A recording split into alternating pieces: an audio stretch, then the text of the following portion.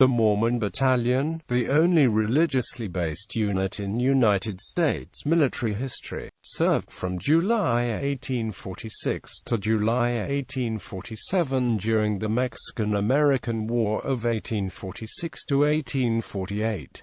The battalion was a volunteer unit of between 534 and 559 Latter-day Saints men led by Mormon company officers, commanded by regular U.S. Army officers. During its service, the battalion made a grueling march of nearly 2,000 miles from Council Bluffs, Iowa, to San Diego. The battalion's march and service supported the eventual cession of much of the American Southwest from Mexico to the United States, especially the Gadsden Purchase of 1853 of southern Arizona and New Mexico.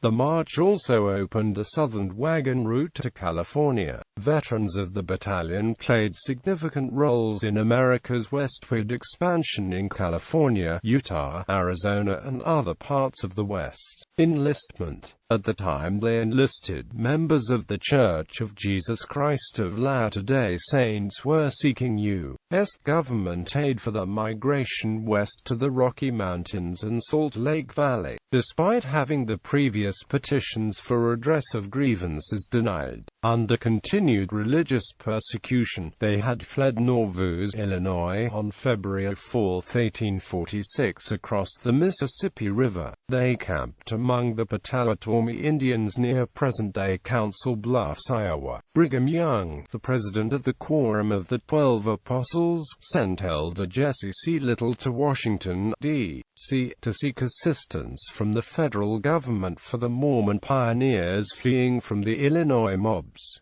Little arrived in Washington, D.C., on May 21, 1846, only 8 days after Congress had declared war on Mexico.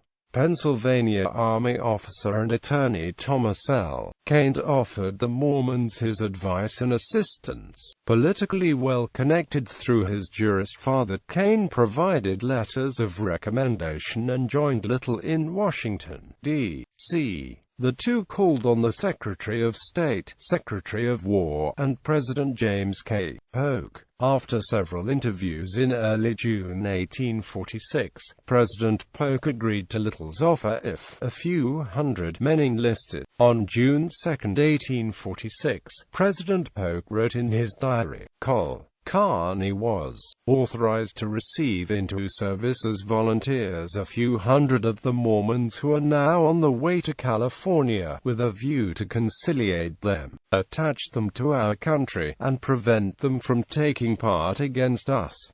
On July 1, 1846, Captain James Allen, dispatched by Colonel Stephen W. Kearny, arrived at the Mormons' Mosquito Creek camp. He carried President Polk's request for a battalion of 500 volunteers to fight in the Mexican War. Most members of the church were suspicious of the request, as the federal government had ignored the persecutions they suffered. They were concerned about facing discrimination by the government, as they had from both the state and federal government in the past. Kane obtained U.S. government permission for the refugee Mormons to occupy Potawatomi and Omaha Indian lands along the Missouri River. After carrying dispatches relating to the land agreements and battalion criteria to Fort Leavenworth, Kane sought out Little in the Mormon encampments on the Missouri. On July 17, 1846, he held a meeting with church leaders and Captain Allen. Brigham Young had planned on moving the Mormons west that summer, but circumstances were against his plan. He saw several possible advantages to the Saints in the proposed federal service. Their enlistment would be a public relations victory for the church, demonstrating additional evidence of its loyalty to the United States, as the men were were given a uniform allowance at Fort Leavenworth, Can. of $42 each paid in advance for the 1-year enlistment, and as they were allowed to wear the civilian clothing for the march. The bulk of those funds were immediately donated to a general church fund. These funds were used to purchase wagons, teams, and other necessities for the American exodus.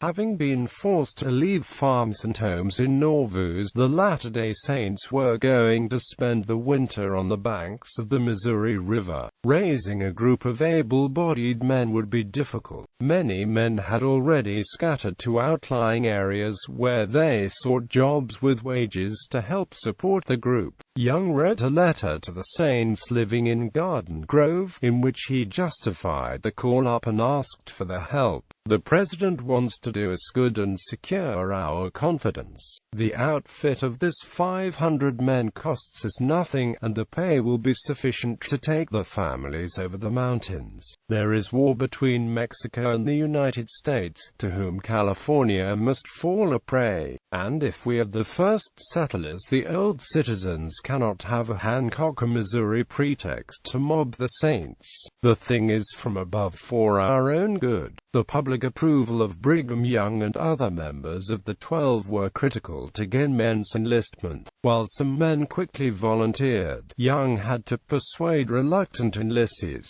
It took 3 weeks to raise the 5 companies of men. Allen's instructions were to recruit 5 companies of men who were to receive the pay, rations, and other allowances given to other infantry volunteers. Each company was authorized 4 women as laundresses, receiving rations and other allowances given to the laundresses of our army. Quote, approximately 33 women, 20 of whom served as laundresses, and 51 children accompanied the men. 4 women would eventually complete the cross-continental trek. The Mormon Battalion was mustered into volunteer service on July 16, 1846, as part of the Army of the West under General Kearny, a seasoned veteran. His units included 2 regiments of Missouri Volunteers, a regiment of New York Volunteers who traveled by ships to California to meet him there, artillery and infantry battalions, Kearny's own 1st U.S. Dragoons, and the Battalion of Mormons. For years afterward, some Mormons viewed the Mormon Battalion as an unjust imposition and as an act of persecution by the United States. Journey begins. The battalion arrived at Fort Leavenworth on August 1. For the next 2 weeks, they drew the pay, received their equipment, and were more formally organized into a combat battalion. The volunteers took the Army's uniform allowance in cash. To assure the main body of the group benefited from the men's wages, Young sent Dawson Pratt to see that the men handed over the first pay. Young used this and the wages they earned later to buy supplies for the main group at wholesale prices in St. Louis, Missouri. He wrote to the enlistees that the money was a peculiar manifestation of the kind providence of our Heavenly Father at this time. There was little time for training and instilling discipline. Newly promoted Lieutenant Colonel James Allen became ill but ordered the battalion forward along the Santa Fe Trail to overtake Kearny's Army of the West. On August 23, Allen died and was the first officer buried in what became Fort Leavenworth National Military Cemetery. Captain Jefferson Hunt, commanding a company, was the acting commander until word reached Council Grove, Kansas, that Allen had died. A few days later, Lieutenant Andrew Jackson Smith, West Point class of 1838, arrived and assumed temporary command of the battalion with the Mormons' consent. For the next several weeks, the Mormon soldiers came to hate A.J. Smith and the assistant surgeon, Dr. George B. Sanderson, for the treatment of the men, and the long marches suffered across the dry plains of Kansas and New Mexico. The Mormon men were not accustomed to the austere military standards of the day nor to the medical treatments imposed by Dr. Sanderson, including the use of feeding mercury to the sick, which were standard for the time. Because the church leaders had counseled the battalion members to avoid military medical treatment, they challenged the doctor's authority and unrest arose among the men. Smith and Sanderson continued to hold the Mormon Battalion to ordinary standards of discipline, and tensions continued. Cook assumes command. Arriving in Santa Fe in October, General Kearny had dispatched Captain Philip Street, George Cook, West Point class of 1827, to assume command of the battalion. His assignment was to march them to California and to build a wagon road along the way. In Santa Fe, several sick men and all but a few of the women and children were sent to Pueblo, in present-day Colorado. 3 separate detachments left the battalion and went to Pueblo to winter. For the next 4 months and 1,100 miles, Cook led the battalion across some of the most arduous terrain in North America. Most of the Mormon soldiers soon learned to respect and follow him. The group acquired another guide in New Mexico, adventurer and mountain man Jean-Baptiste Charbonneau, who as an infant had traveled with his mother Sacagawea across the continent with the Lewis and Clark expedition. Lieutenant Smith and Dr. Sanderson continued with the battalion, along with Lt. George Stoneman, newly graduated from West Point that spring. During the Civil War, all 3 officers were promoted to high-level commands for the Union Army, and Stoneman would later be elected governor of California. Battle of the Bulls. The only real battle they fought was near the San Pedro River in present-day Arizona against a sizable number of wild cattle. The battalion reached this area in November 1846, and the presence aroused curiosity among these animals. After the bulls of these herds caused destruction to some of the mules and wagons and resulted in 2 men being wounded, the men loaded the guns and attacked the charging bulls, killing 10 to 15 of the wild cattle, which was sarcastically termed the Battle of the Bulls. Capture of Tucson. Approaching Tucson, in present-day Arizona, the battalion nearly had a battle with a small detachment of provisional Mexican soldiers on December 16, 1846. The Mexicans retreated as the U.S. battalion approached. The local O'odham and other Piman tribes along the march route were helpful and charitable to the American soldiers. Mormon soldiers learned many methods of irrigation from these native inhabitants and employed the methods later as pioneers in Utah and other areas. Temecula Massacre. Nearing the end of their journey, the battalion passed through Temecula, California, during the aftermath of the Temecula Massacre, a conflict between the Californios and the Luiseno tribe. The Mormons stood guard to prevent further bloodshed while the Luiseno people gathered the numerous dead into a common grave. Journey complete. The Mormon Battalion arrived in San Diego on January 29, 1847 after a march of some 1,900 miles from Iowa. For the next 5 months until their discharge on July 16, 1847 in Los Angeles, the battalion trained and also performed occupation duties in several locations in Southern California. The most significant service the battalion provided in California was as a reliable unit under Cook that General Kearny could rely on to block Fremont's mutinous bid to control California. The construction of Fort Moore was one measure that Cook employed to protect legitimate military and civil control under Kearny. Some 22 Mormon men died from disease or other natural causes during the service. About 80 of the men were enlisted for another 6 months of service. After being mustered out, Jesse D. Hunter, captain of Company B, was appointed Indian agent for Southern California by the military governor, Colonel Richard Mason. Hunter was California's 3rd Indian agent, the first 2 being Johann Sutter and Mariano Vallejo, both appointed by Mason's predecessor, Stephen Kearny. Hunter's mission was to protect ranchos and missions from depredations and to generally control the Indian labor force, to the point of requiring Indians to carry passports. A few of the men escorted John C. Fremont back east for his court-martial. A few discharged veterans worked in the Sacramento area for James W. Marshall at Sutter's Mill. Henry Bigler recorded in his diary the actual date when gold was discovered, January 24, 1848. This gold find started the California gold rush the next year.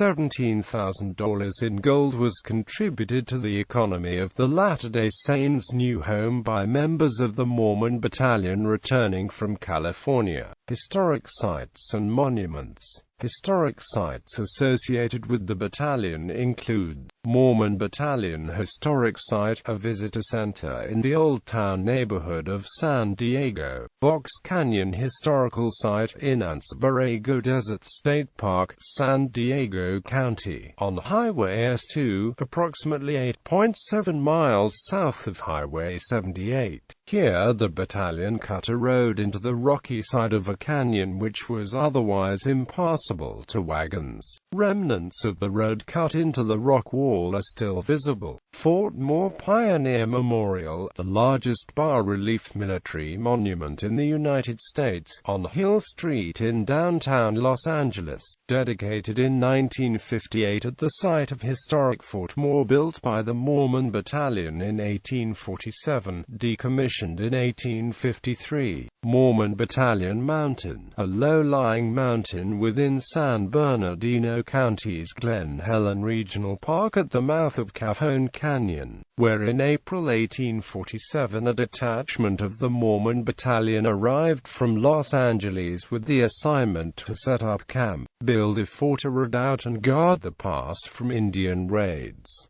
A historic marker within the park commemorates this event. Mormon Rocks, northwest of San Bernardino, California, in the Cajon Pass, just west of Interstate 15 on State Route 138.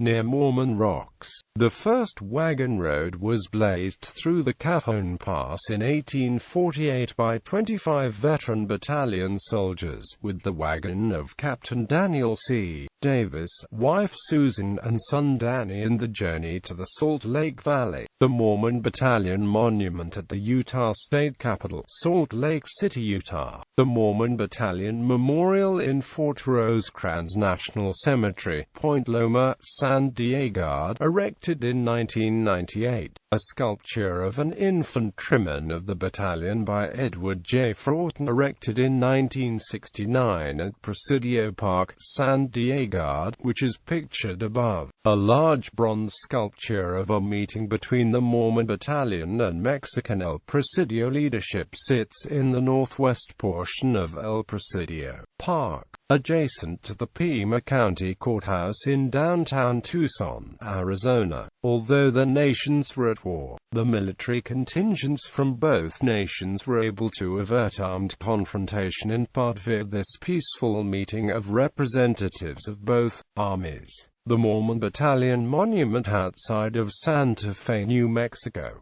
It is a tower of stone with a wagon wheel on top. A bronze plaque marks the contributions of the battalion and lays out a map of their travels across the Southwest. A stone monument with a bronze plaque that describes the details of the Mormon Battalion is located on the grounds of the Core Mission State Historic Site in Council Grove, Kansas. This is the site at which the battalion camped while traveling along the Santa Fe Trail. Council Grove had a government blacksmith shop stationed along the Santa Fe Trail. One of the soldiers died while in Council Grove and was buried not far from the Core Mission site. Monuments relating to the battalion are also located in New Mexico, Arizona, Kansas, and Colorado, and trail markers have been placed on segments of the battalion route between Mount Pisgah and San Diego. Notable members of the battalion: Daniel C. Davis, namesake of Davis County, Utah.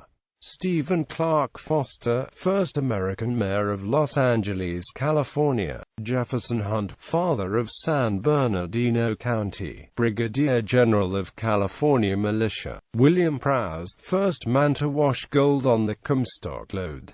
James C. Sly Lotsmith, a teenage private in the battalion, became the first sheriff of Davis County, Utah, Mormon hero of the Utah War, general in the Nauvoo Legion, and the first LDS stake president in Arizona.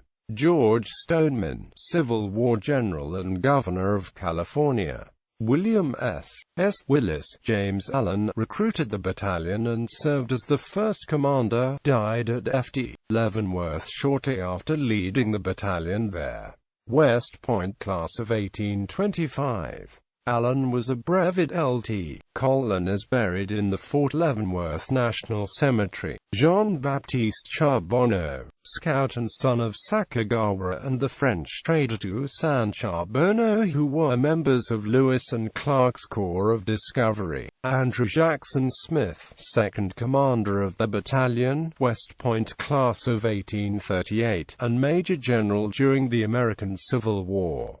Philip Street, George Cook, third commander of the battalion, West Point, graduate, veteran of the Black Hawk War, cavalry commander during the Army's expedition to Utah in 1856, and major general during the American Civil War. Christopher Layton, patriarch, colonizer, and businessman, namesake of Layton, Utah.